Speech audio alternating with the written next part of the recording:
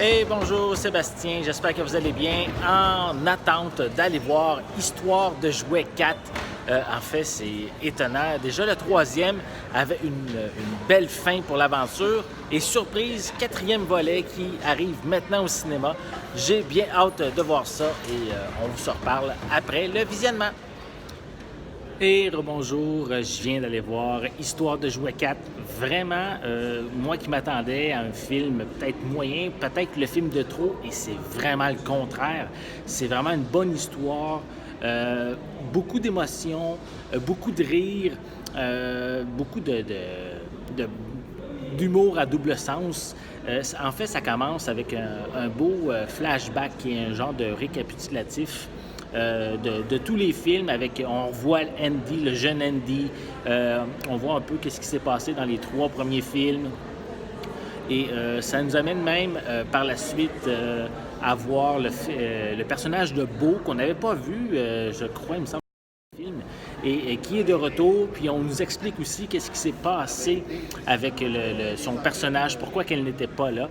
Donc c'est chose réglée parce qu'on va la revoir plus tard dans le film. C'est vraiment intéressant.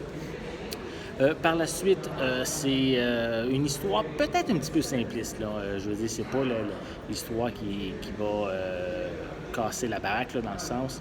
Il y a un petit peu simpliste, mais c'est vraiment efficace, bien drôle. J'ai vraiment ri beaucoup. On rencontre aussi des nouveaux personnages comme Fourchette, qui est un personnage vraiment intéressant, qui est très drôle, qui amène beaucoup de gags juste par sa présence, un peu son questionnement, pourquoi il est un jouet et tout. Et c'est vraiment intéressant pour ça. Visuellement, c'est encore extraordinaire.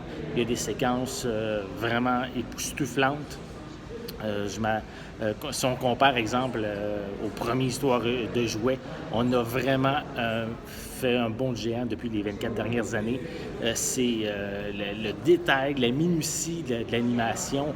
On se pense même à certains moments dans un vrai film, tellement la qualité est au rendez-vous.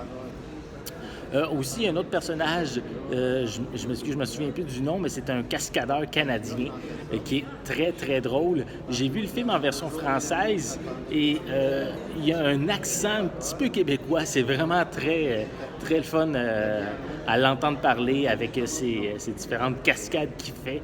C'est un très, très bon personnage.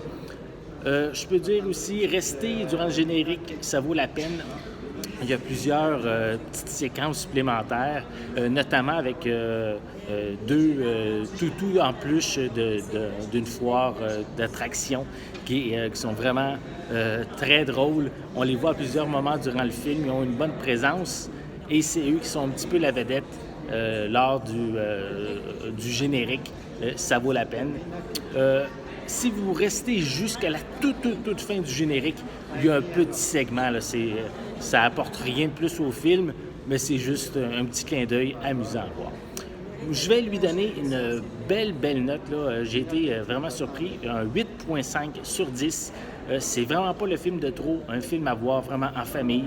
Vous allez passer un très, très bon moment. J'espère que vous avez aimé cette vidéo. Si c'est le cas, n'hésitez pas à mettre un pouce en l'air, à laisser des commentaires. Si vous avez vu le film, quel est peut-être votre segment préféré du long métrage.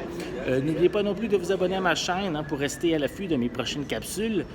Je vous souhaite une très bonne journée, une bonne soirée et je vais être de retour très bientôt. À la prochaine!